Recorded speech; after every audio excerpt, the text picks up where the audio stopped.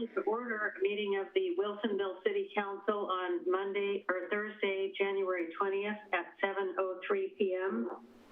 Will the city recorder please call the roll? Councillor Linville. Please excuse. Here. Oh, excuse me, I meant Lehan, I'm sorry. I'm here. Councillor West. Here. Council President Ockervall. Here. Mayor Fitzgerald. Here. And Councillor Lehan is excused. Thank you. Will the city manager please lead us in the Pledge of Allegiance? I pledge allegiance to the flag of the United States of America and to the republic for which it stands, one nation, under God, indivisible, with liberty and justice for all. Thank you. Could I have a motion from the council to approve the order of agenda? Oh, Council President Ockervall. Your Honor, I move to approve the order of agenda. There a second? Second. Motion is moved and seconded. All in favor, raise your hand and say aye. Aye. Aye.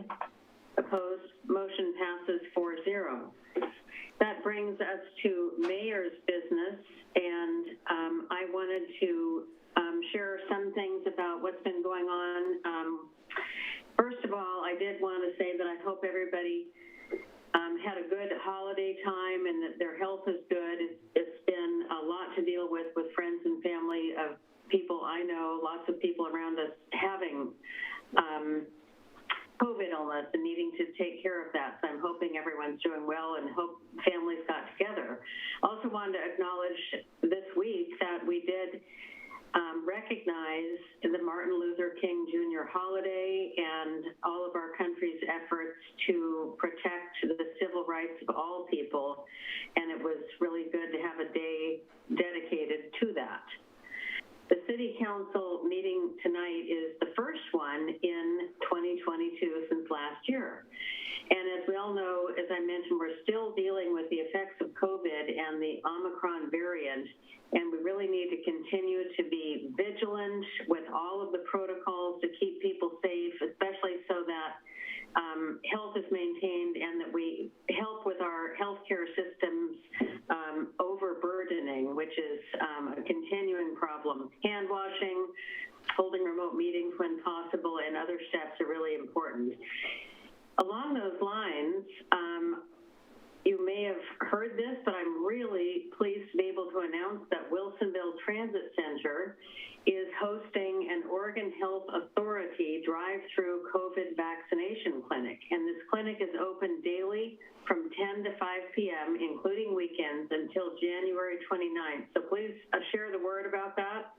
Our city communications office has had that on social media, but everybody should let their friends and family and neighbors know about it. There's no charge, no appointment is required, and all FDA-approved vaccines are available, including pediatric doses and boosters. However, COVID testing is not provided at this clinic. The address of the Wilsonville Transit Center is 9799 Southwest Barber Street in Wilsonville.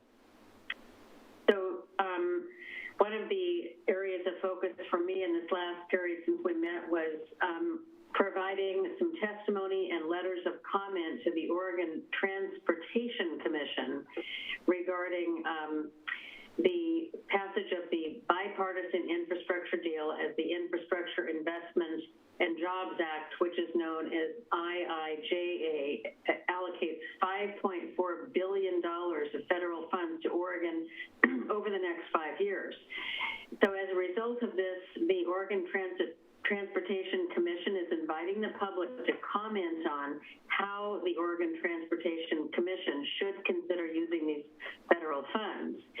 So Clackamas and Washington County coordinating committees, of which we all go to a number of meetings, and the county commission chairs of both of those counties and the mayors have been discussing the new funding in the context of ODOT's proposed I-205 toll project and the I-5 and I-10 I-205 Regional Mobility Congestion Pricing Project. So in a nutshell, there are a number of issues to consider and plan for the implementation of possible tools to generate roadway improvement revenue and to manage traffic congestion. One of the main issues of concern is dealing with traffic diversion from the interstate highway onto local roads at the time these tolls are implemented. So already ODOT data shows that the I-205 traffic is diverting off of the highway and using local roads at this point presently right now. And this diversion is expected to increase if tolling is implemented. Over the past 2 months, the city has engaged with our local government partners to communicate issues of concern and infrastructure investment funding recommendations to the Oregon Transportation Commission. And in December, the Clackamas County Coordinating Committee that we participate with wrote a letter to the Oregon Transportation Commission. This month, the Clackamas County Commission Chair Smith and mayors of the county cities, as well as Wilsonville, also submitted letters of comment to the Oregon Transportation Commission. Additionally, I submitted testimony in writing to the Oregon Transit Commission. The common set of issues that these letters to the Oregon Transportation Commission emphasize include holding off on implementing the I-205 tolling until a set of issues can be resolved, including having ODOT create a diversion mitigation plan with impacted local governments. And if tolling and congestion pricing is to be implemented, then it should be done equitably across the region with increased transit options, meaning that there's a lot of concern about if tolling were just started on I-205, those businesses, homes, residents, and people in that area would be heavily impacted by that.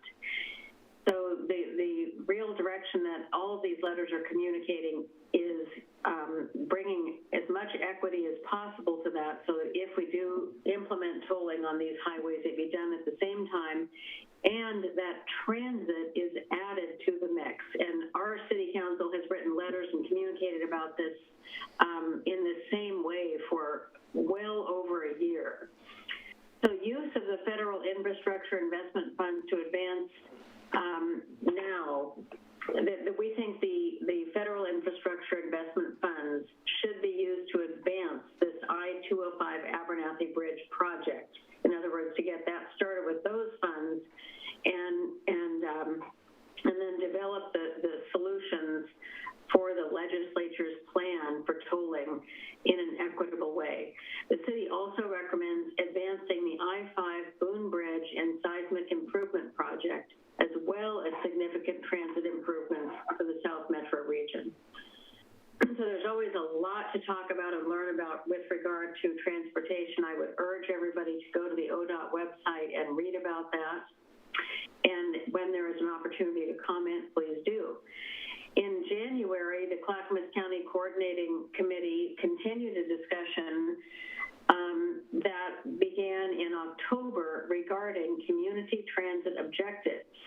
And this goes across our whole area, including SMART and also the small transit providers. And I really appreciate Wilsonville's Director of Transit, Dwight Brashear, who does a lot to collaborate with our other small local transit providers, because we are all looking with TriMet and all of our partners at ways to improve cross-regional transit travel, working with the potential I-205 tolling impacts.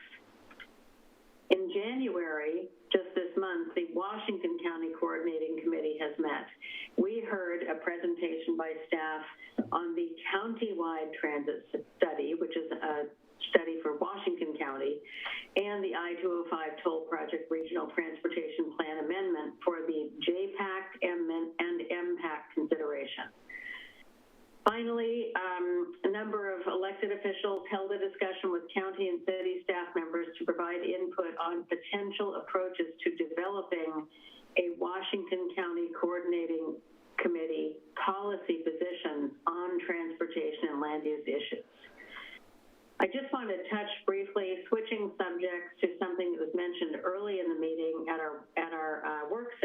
and also by Chief Werps, and that is that there was an unfortunate vehicle damage, a series of criminal activities where 16 citizens experienced damage to their tires, a tire slashing incident. And of course, that's very concerning. And so we called together, our law enforcement is working on that, doing an investigation. We heard a little bit about that. They are still working on it. They have not seen an overall uptick in crime. They think that was one person. Now, as a result of this, we convened a meeting of chairs of HOAs in the area, and any that we could convene on short notice, and had a really good discussion with them, with our assistant city manager and also with Chief Werps, and plan to continue to gather those groups probably quarterly so that we can just update each other on crime prevention. I think one of the main things I heard is make sure you keep your cars locked, keep things out of your cars, and then there are a number of other things that can be advised and will be advised by partners in our public safety department as we go forward. But it was a very good meeting, and we look forward to meeting again.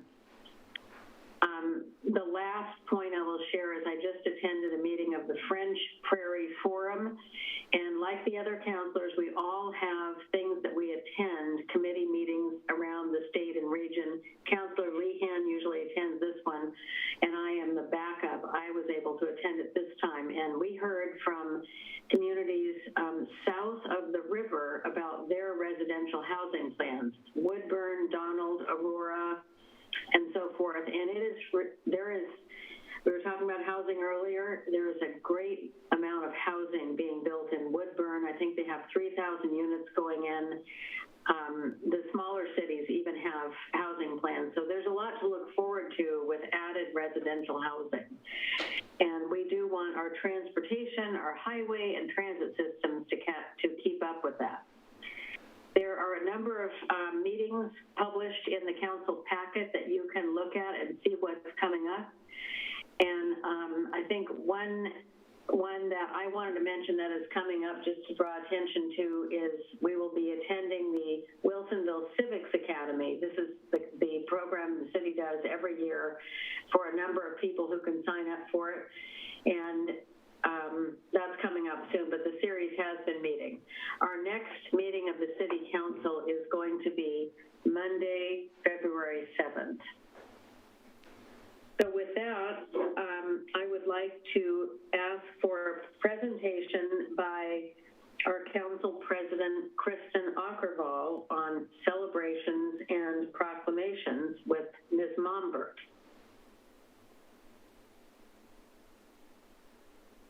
Thank you. I'll get us started. And yep, looks like staff is joining here.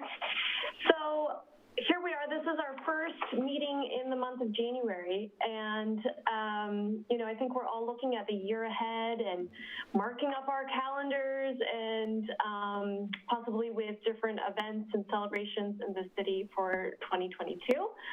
And with this planning, we're also looking at the process for producing proclamations that might be tied to some of those events or celebrations. I believe proclamations, they provide an important opportunity for community education, celebration, recognition, and they should be both meaningful and significant. I also believe that all of us would like our meeting time to be used efficiently and purposefully. And so we're considering how can we set up a process so that we're both efficient and meaningful, so that we are carefully using our resources and also bringing coordination to the many different events, initiatives that are sometimes happening with our various city boards, volunteer groups, and just the general work of the city.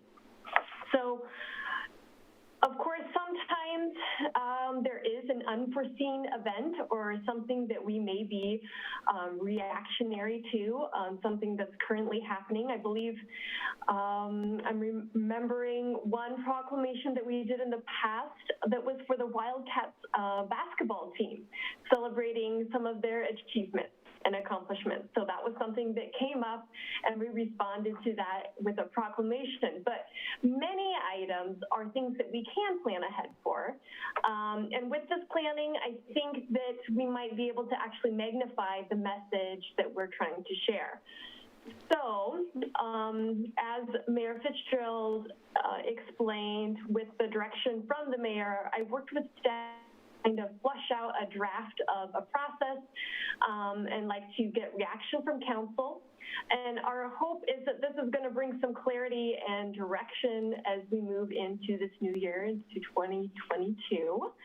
And I wonder, Zoe, Ms. Mombert, if you would like to kind of share the process briefly for the proclamations. And this was also included in all of our packets, I believe. Great. Thank you, Council President Ackerval.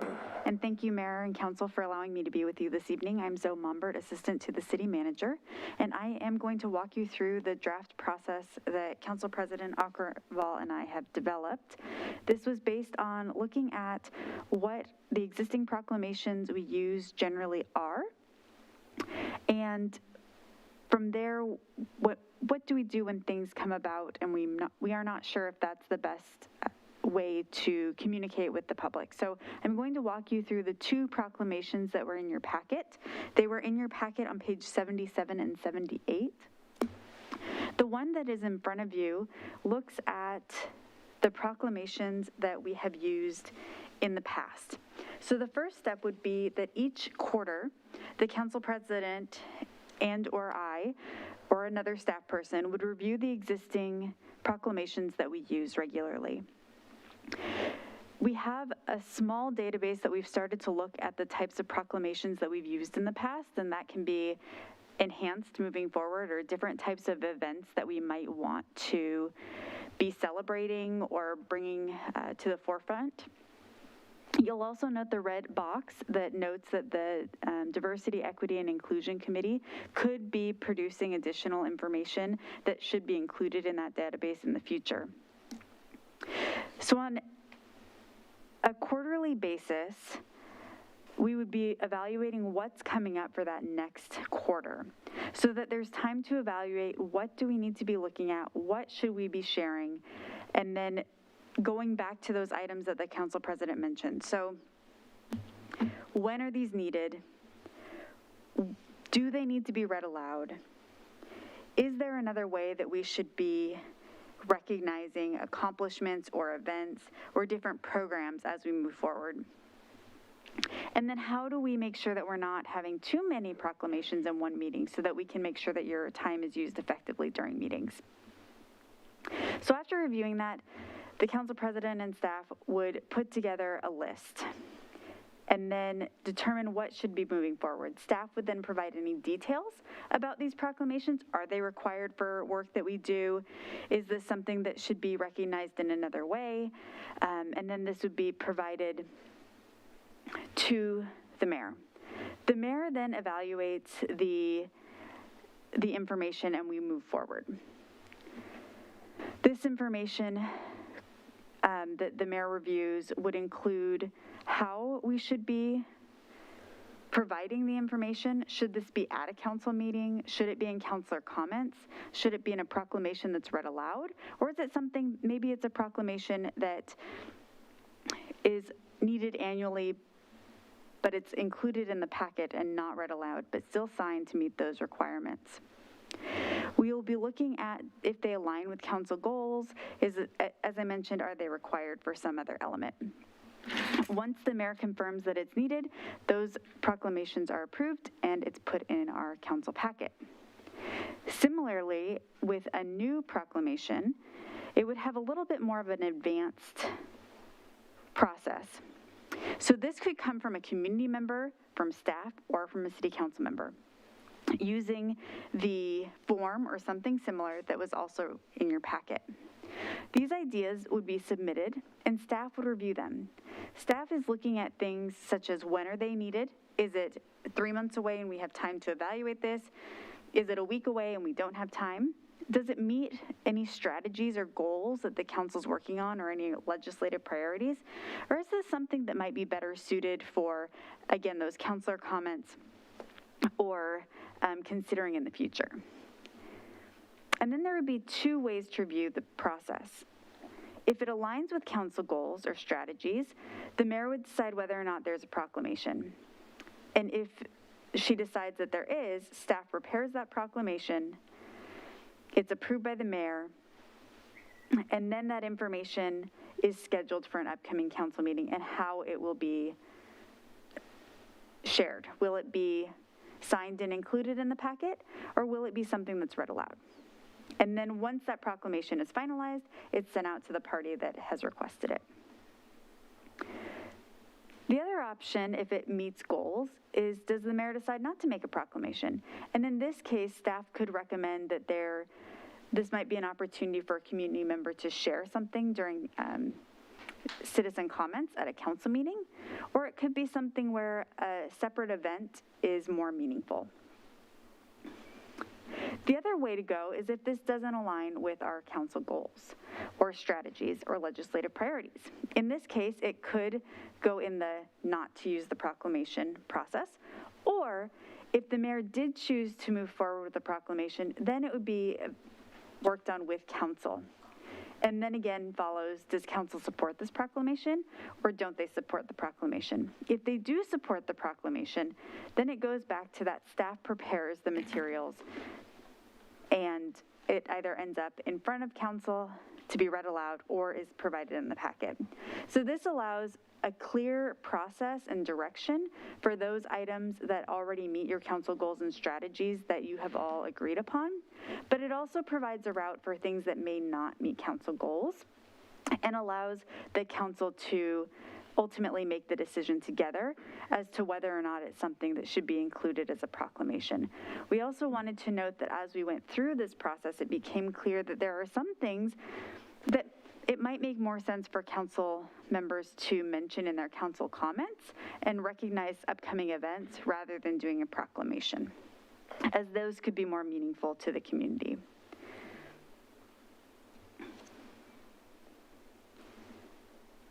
And with that, I'll open it up to question or any further comments from Council President Aukervall.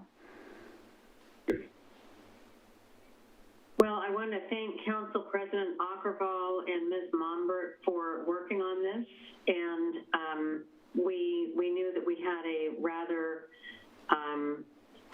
multi-option process that sometimes ended up with 3 long proclamations or more at a meeting, and we really had to decide which way to go. And sometimes, as you say, the event needing attention can often work much better in another way. And we are sometimes required to do a proclamation for certain grants. Other times, the proclamation is a very suitable way to recognize a certain event. So this just allows us, we wanted to show this.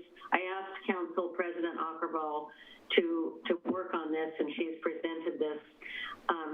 And I think for matters of discussion, this is a chance for anybody to ask questions, and otherwise this is the method we're just going to use, having presented it to you. Any questions?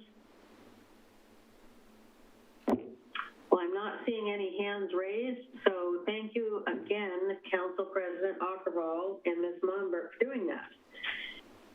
Absolutely. And that brings us to communications, and we have a report, the annual report from Republic Services.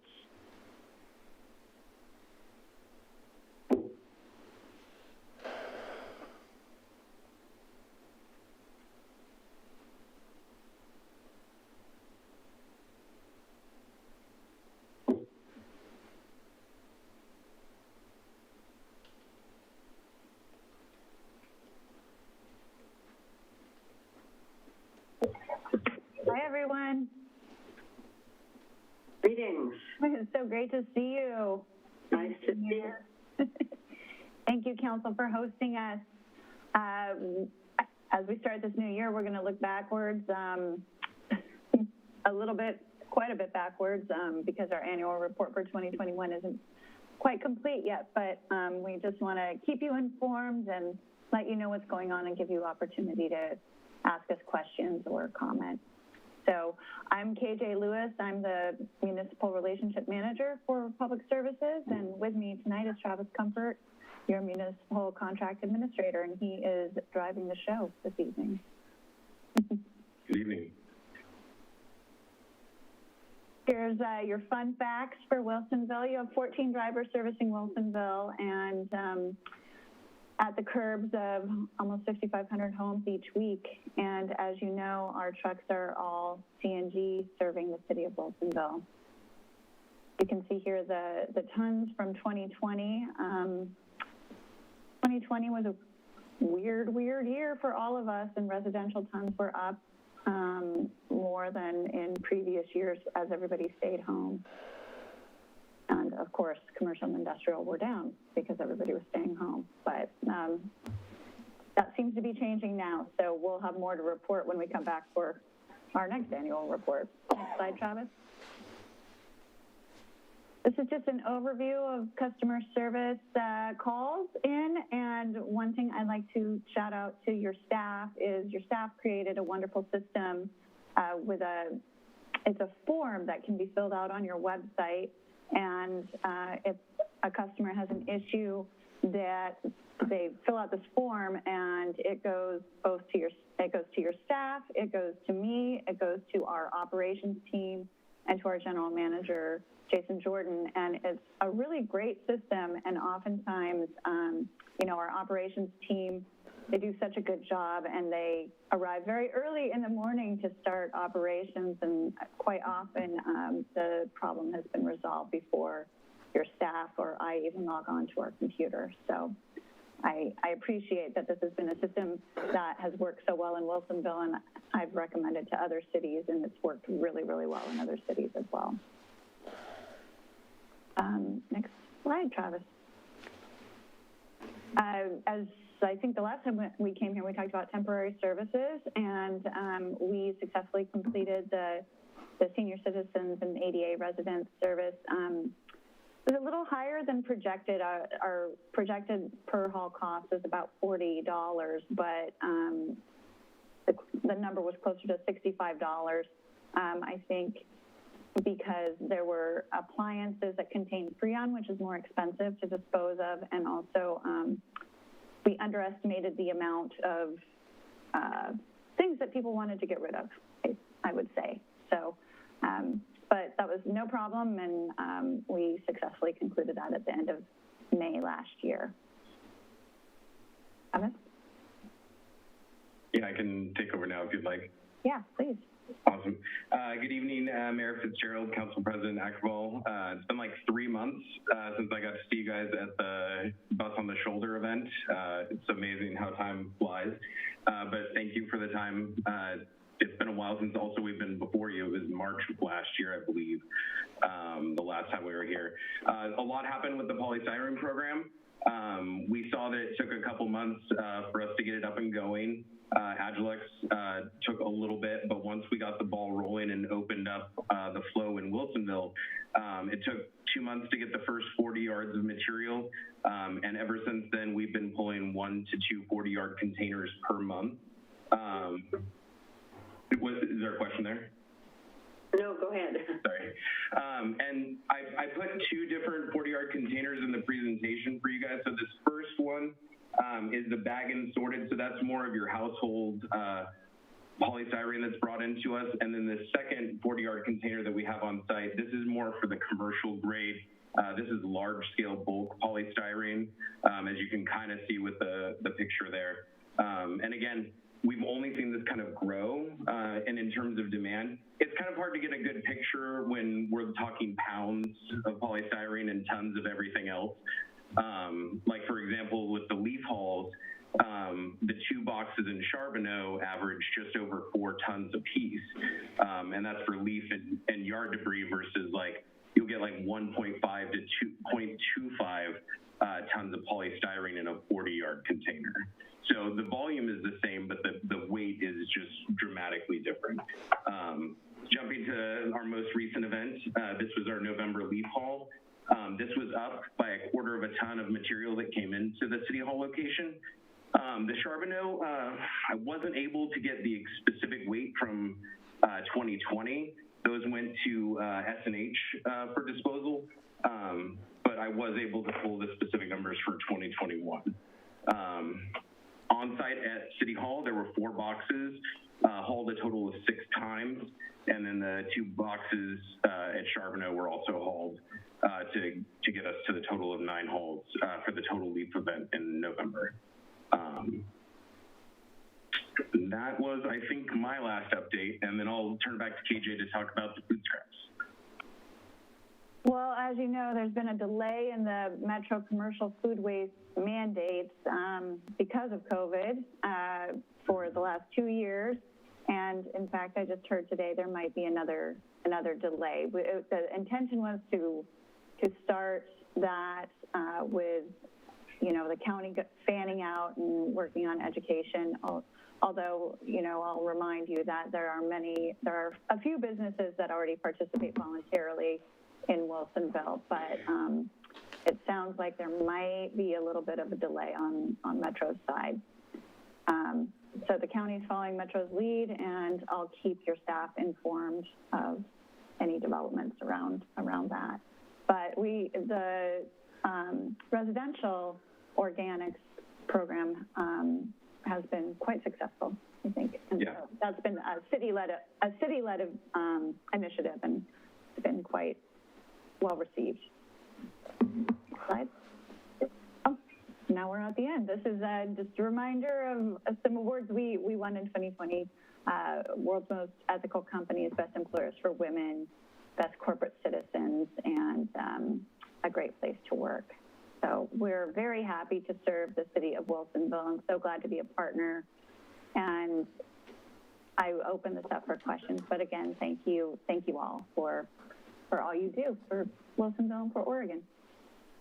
Thank you, KJ and Travis. Councilors, do you have any questions? I see Councilor Linville.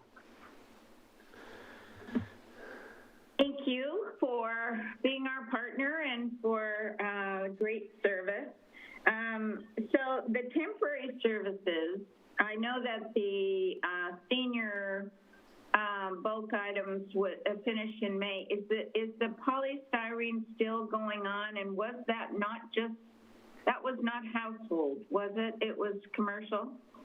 Well, that's 2-parter. So yes, it is continuing to operate, and we're assessing how we can make sure that it's a sustainable program. But no, as Mark Ottenod, city staff, put in the Boone-Terry Messenger, this was for household residents to drop it off, businesses, industrial partners. The depot was really meant for everybody to access. And just for our citizens, can you just give us the information again about where that depot is? Yeah, just sorry, Travis, to hit you with that. No, you are totally okay. It's on our Ritter Road. 10295 Southwest Ritter Road. Yeah. Yep. Yeah. And for the citizens, just a reminder that we ask, because the material's so light, as Travis pointed out in that comparison between the leaf hauling and the polystyrene hauling, we ask that the material be cleaned and in clear bags because, obviously it's so light. If there's a big wind, it just blows everywhere. And so that's been one challenge, is the contamination. And so, we have to dedicate a staff member to putting it in bags so that we can keep it all together. So we ask that if you do want to recycle that, please keep it clean and put it in a bag where we know what it is. And that's where we're still really hopeful with this program. It launched during COVID, and it's been super successful so far. So we're really hoping that the contamination level comes down. The biggest thing is still sorting and bagging. Even though the contamination has started to reduce, we're still seeing virtually none of it's coming in bagged or boxed. And Agilex requires that of anything that's not large scale polystyrene. So everything that is in that commercial scale box is okay for us to not bag. And then everything that has to be bagged, we fill up the other one. Yeah, but it's not without lack of trying on your staff's part. I mean, Bill Evans. Oh yeah, no, a real help and a boon to the Boone's Ferry Messenger and media to help us. I think sometimes finding clear bags that are large enough to take the polystyrene are difficult for citizens to find. So that's a little bit of a problem. They can find the black ones, they can find the white ones, but the clear ones are difficult to find. I understand. I've had luck at Costco. Yeah, that's why we're just looking to see whatever we can do, whether it's just more education or however we can clean up the stream. But the demand is definitely there. So we're really hoping we can make it sustainable. There has been obviously an increase in publicity of stories about plastic in the waste stream and styrofoam breaking down. We all hear this, and it's great to be able to have this mechanism to turn styrofoam into something. But it sounds like the biggest problem is still that it comes with things and we have to deal with it. It'd be better if it didn't show up in our packaging at all. And then B, how to get it into this system effectively. So it's probably another case that we need to ask everybody to figure out their own system and tell their friends and neighbors. We say that about 16 times a day. But thank you very much. So we will do what we can to continue to spread that word, because it would be great. The goal of everybody who recycles that is to get it out of the waste streams. Great. That's what's great about it. Any other comments, councilors? Well, thank you very much for your presentation. And I have one closing thought, though, to respond to you, Mayor.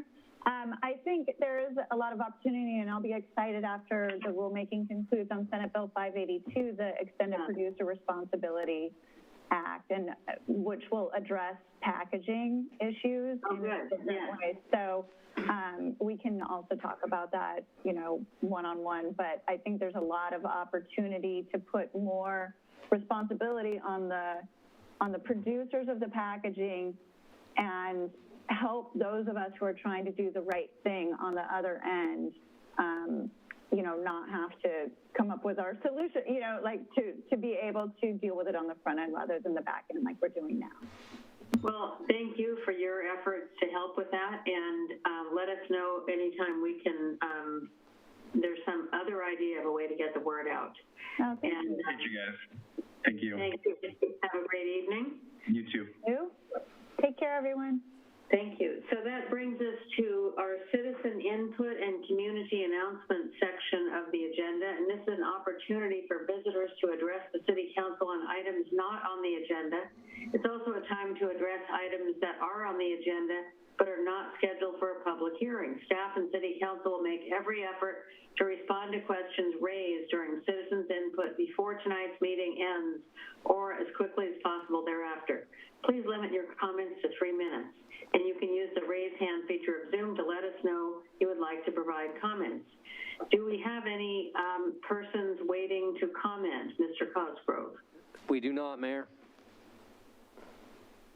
Okay, that brings us to councilor comments, liaison reports, and meeting announcements, starting with Council President Aukervall.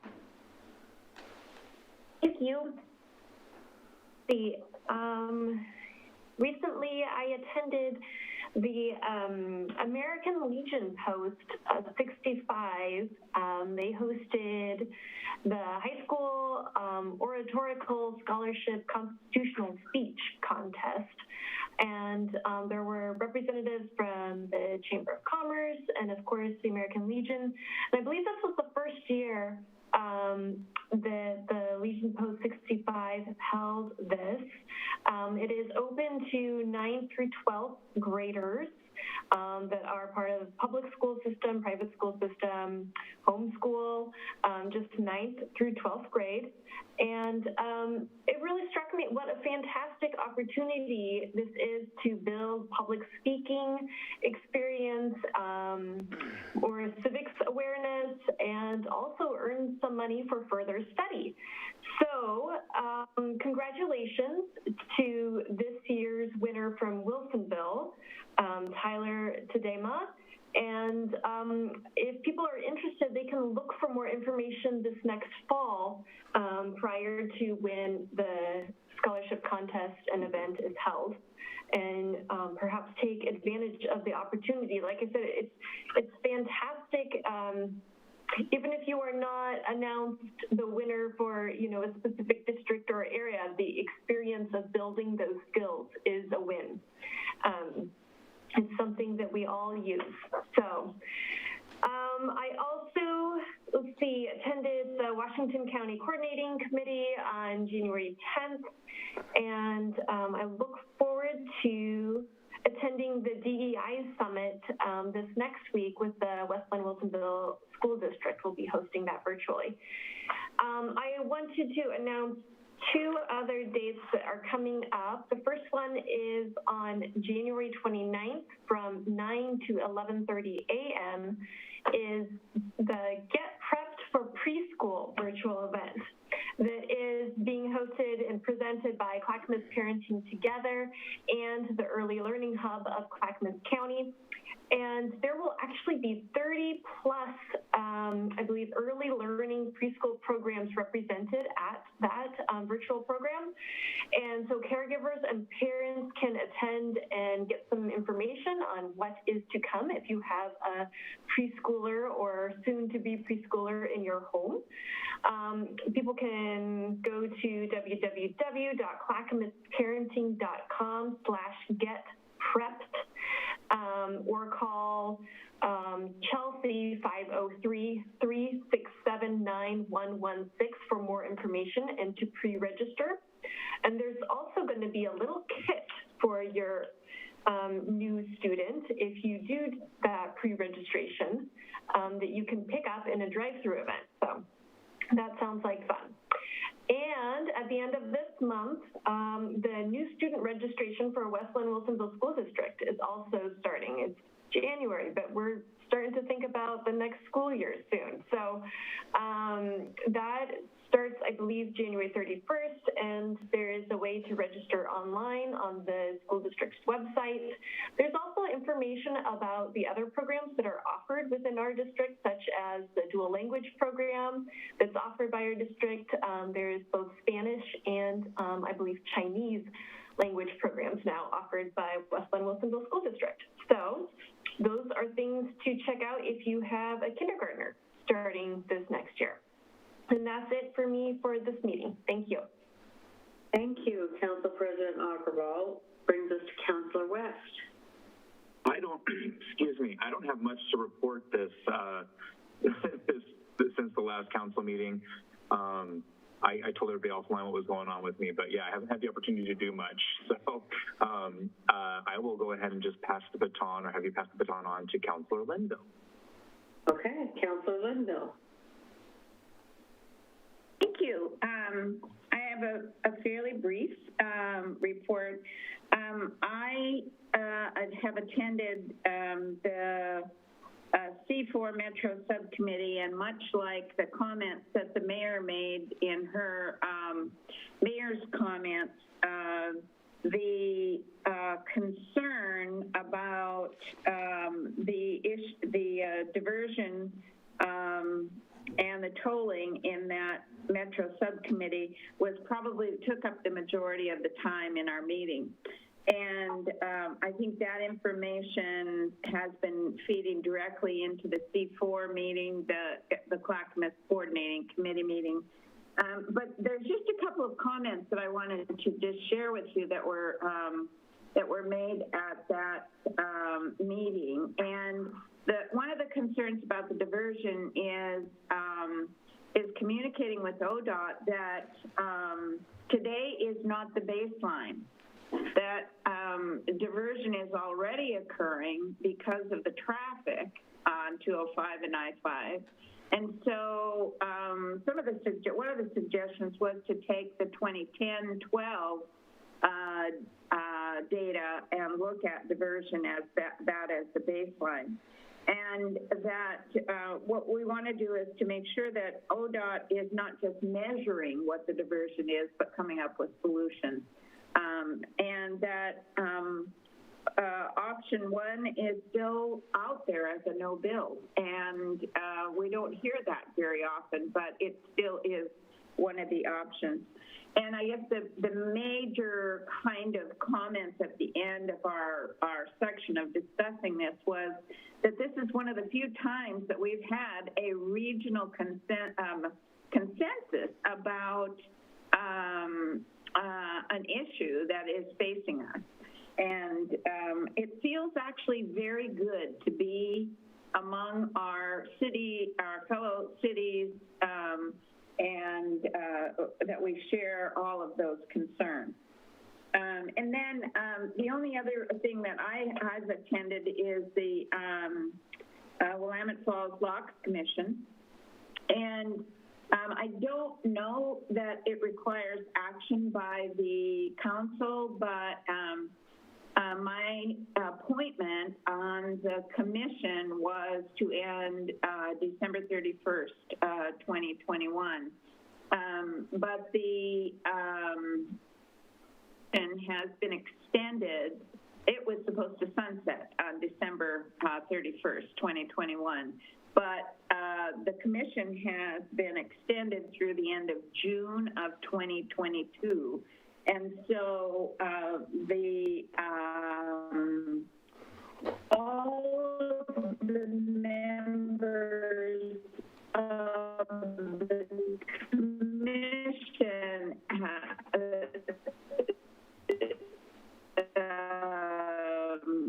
the governor has been asked to extend all of the appointments. And so if I assume that you would like me through the end of June when the Willamette Falls Locks Authority will be up and running, I'm happy. The only other thing is that they're now at the place where they're starting to look at the financial commitments that jurisdictions and organizations have made. And if you will recall, back in 2021, we made a commitment for $7,000 per year. And according to my discussions with our city manager, we do not need to reaffirm that, but it is already budgeted. So I just wanted you to know that they will be asking for that. We're not exactly sure how that money is going to be transferred.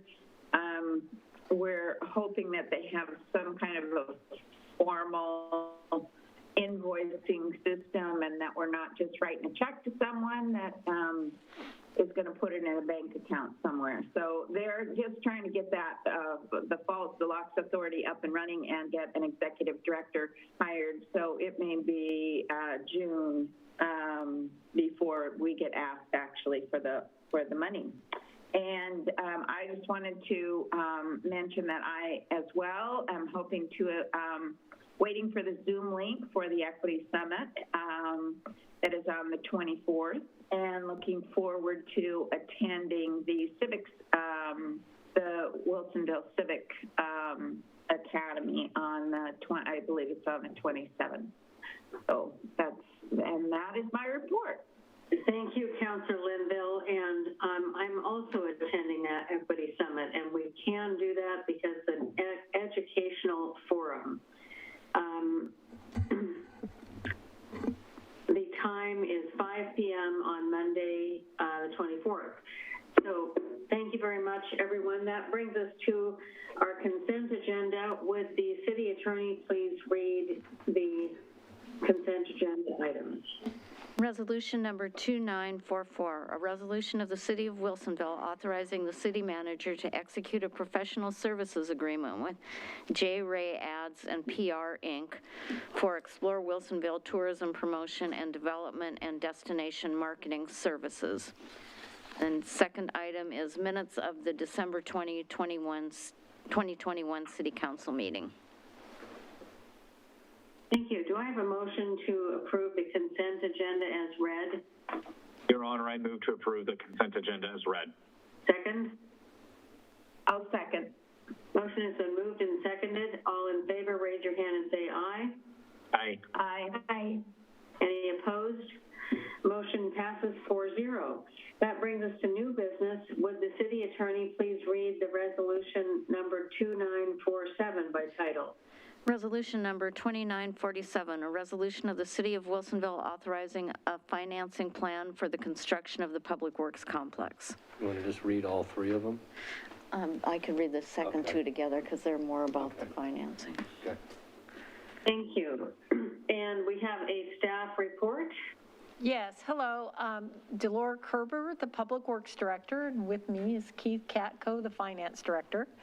And we're here to talk tonight about financing related to the Public Works Complex. So just a little overview again of the complex that we are looking to construct just off of Boberg Road. And so tonight there's 3 resolutions before you. One is outlines the financing plan, as identifies funding sources and allocations of those funds. The second is a debt authorization to approve the full faith and credit borrowing up to $16,542,000. And the third one is an interfund loan, authorizing a 4-year interfund loan from water operating to the general fund. And each of these tie into each other. We had discussed them at the last council meeting.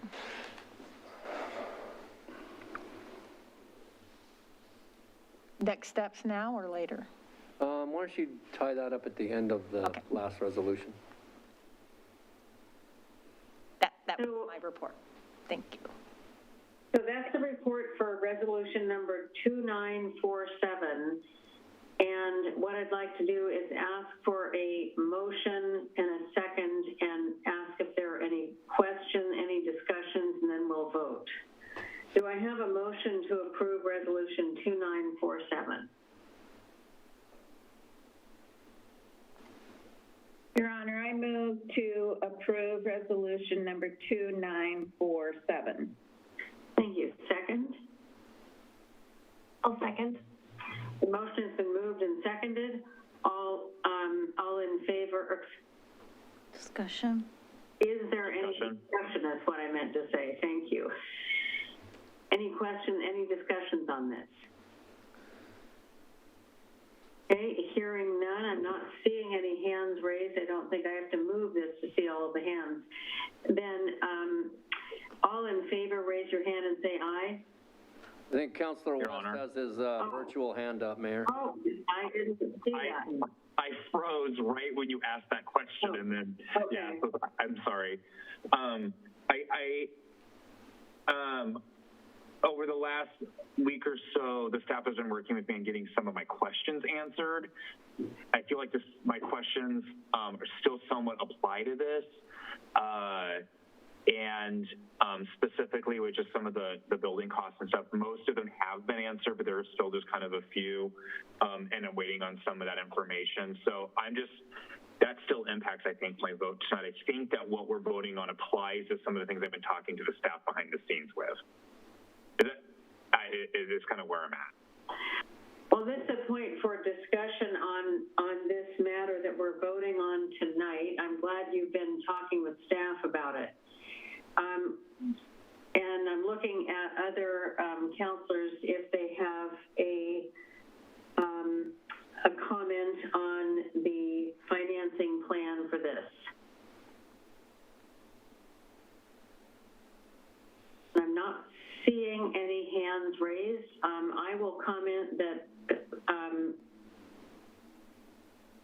thinking back to our last conversation about this and also reading the material we have before us today, I think this is a very good plan to go forward with, to use the resources we have and address the key needs that we discussed last meeting. And I'm not seeing any other comments, so I will ask, oh, are you raising your hand? Yeah, I guess, for me, like, I'm trying to wrap my brain around the financial price tag of it. I agree with all the need for it. I just haven't got that resolution yet for me. Not that I don't think that this isn't necessary. I just don't feel prepared yet to support this measure based on those needs, based on the price tag of the entire thing. I'm getting there. I'm being honest. We're just taking a vote before I end there, and so that's going to impact how I vote tonight. I understand. Thank you for giving us that context. So all in favor of Resolution 2947, raise your hand and say aye. Aye. Aye. Any opposed? Any abstain? Oh, opposed, nay. I don't know if you heard me. I'm sorry, could you please repeat that? Opposed, nay. Oh, I missed that. Okay, so we have, but I now have it. Got it. I actually have an unstable internet connection, so it is slowing down a little bit here. So the vote is 3-1 on Resolution 2947. That brings us to Resolution 2948, and we have a staff report on that. Yes, and since the next two have already been described as related, I can read the two together because I think Mr. Katko's report will cover both of them, but then you should vote on them separately. Does that sound okay? Yes. So resolution number 2948, a resolution of the City of Wilsonville, Oregon, authorizing a full faith and credit and borrowing related to providing a complex to house operations for the Public Works Department. And resolution number 2949, a resolution authorizing a 4-year capital interfund loan from the Water Operating Fund to the General Fund.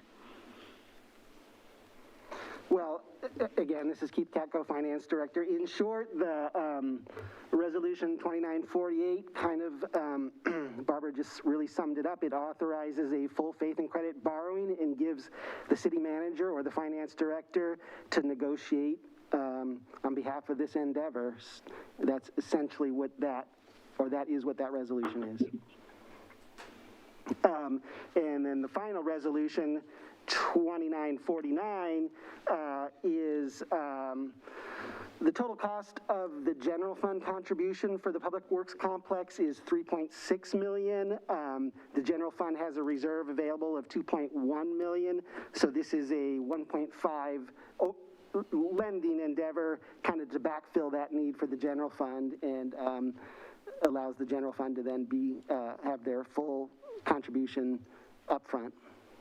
So those two are the financing related to the Public Works Complex plan. And that's it. Okay. I will ask for a motion for Resolution 2948. Council President Ackervall. Thank you. I do have one question for staff before we enter discussion, and that is, this Resolution 2948 would then allow us to pursue the financing that is needed for this project, correct? Rates have been very low as we reviewed at our last work session on this topic. It looks like they're changing, but this would be kind of the go-ahead that we could move the ball on that? Correct, and I should mention the city is working with a debt advisor, PFM Management, as well as outside bond counsel to negotiate the best deal for the city in terms of any debt financing that we encounter. So, yeah, that gives us the green light to do that financing with the assistance of these two organizations. Entities, yeah. Okay, thank you. Then I will go ahead and, let's see, move to approve resolution number 2948. We're doing them separately. Now second. Thank you. The motion has been moved and seconded. Are there any comments or discussion about this?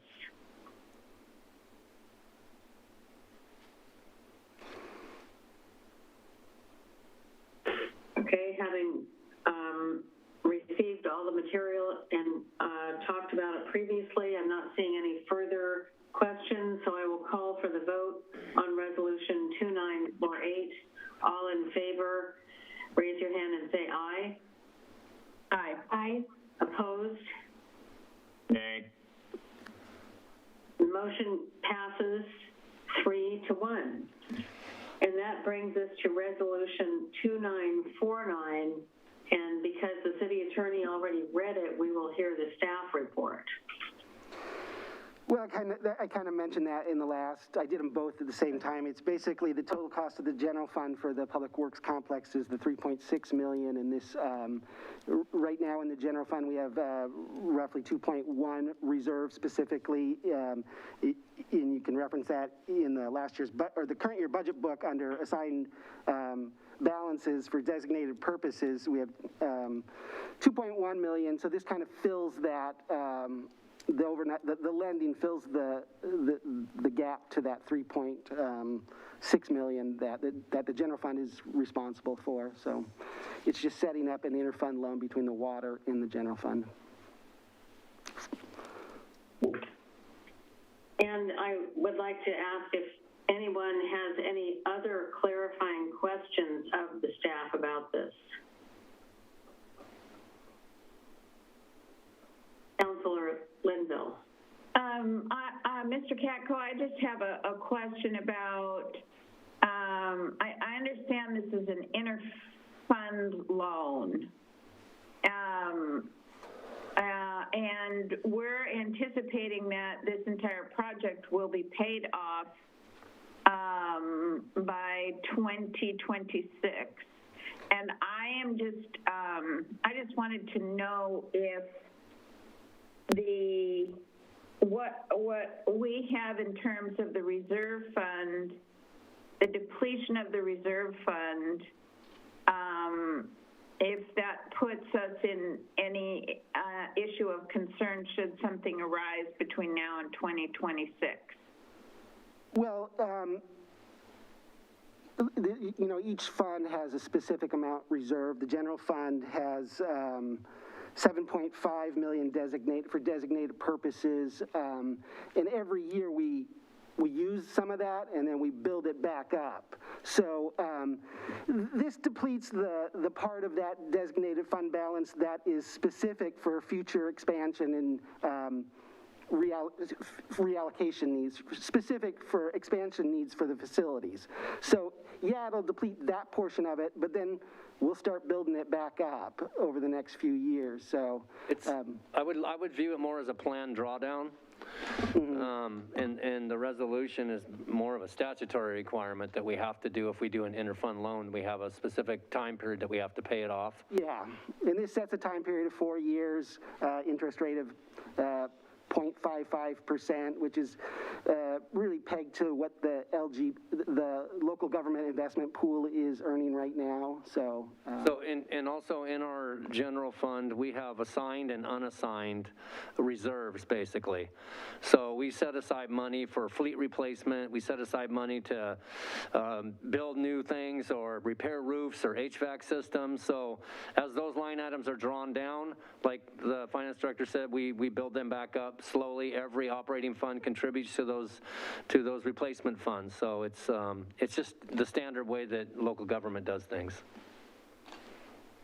So the short answer to my question is that this interfund loan is not depleting the reserves across the board that the city has. They're only reserves that are in one particular fund. Yeah, this is more for facility kind of replacement or building new facilities. It's like we do for Memorial Park.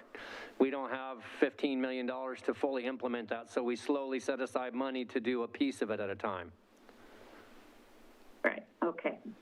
I just didn't want it to sound, I didn't want it to sound like, you know, it was we were depleting all the reserves that the city had, so thank you. Correct, yes. And we're not depleting this as much as using a manageable portion of it for this specific purpose with a planned replacement of those funds. Right. Yeah, that's correct. And as planned. Yeah. Any other questions? I will ask for a motion for Resolution 2949. Councilor Linville.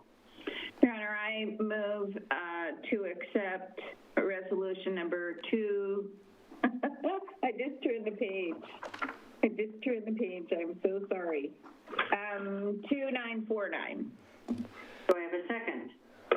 I'll second. The motion has been moved and seconded. All in favor say aye. Aye. Second. I'm sorry about that. All opposed? Thank you. Nay. I'm a chance, thanks. The motion carries 3-1.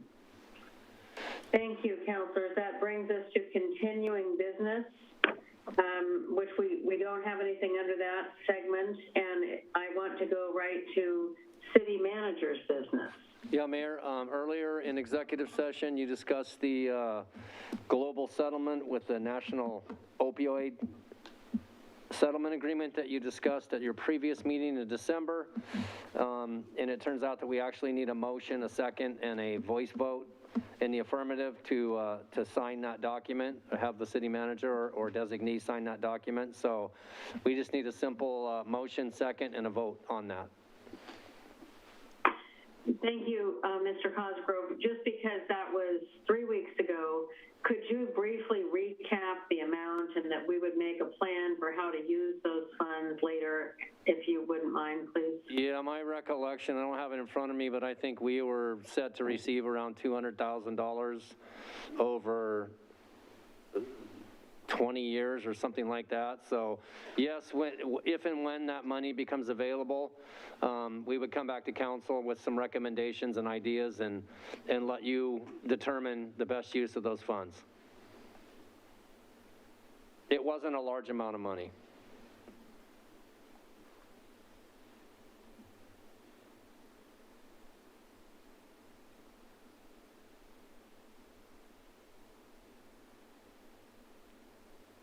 My recollection was it's like $9,000 a year or something. Do you have the figures there? I don't, and they're uncertain because this is, as the city manager mentioned, this is a global settlement that involves all states, and it may not even happen if all of the states don't sign off. Right now, however, all cities and local governments in Oregon have signed off. And so Wilsonville gets a percentage of what comes to the state of Oregon. It's all per capita. It's like state shared revenue. They just figure out what your population is and then they divvy it up. Yep. Okay, so thank you for summarizing that.